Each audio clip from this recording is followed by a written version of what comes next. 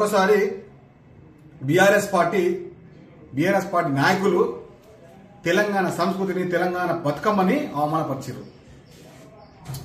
సద్దుల బతుకమ్మతో ప్రారంభమైన ఈ బతుకమ్మ పండుగని వారి యొక్క పార్టీ ఆఫీసులో బీఆర్ఎస్ పాట పెట్టి తెలంగాణ సమాజాన్ని తెలంగాణ సంస్కృతిని ప్రత్యేకంగా తెలంగాణ ఆడపడుచులని అవమానపరిచారు. దీనికి బీఆర్ఎస్ పార్టీ బేషెత్తుగా తెలంగాణ సమాజానికి తెలంగాణ ఆడపడుచులకి మీ ముక్కు నెలకు రాసి క్షమాపణ చెప్పి తీరాల్సిందే.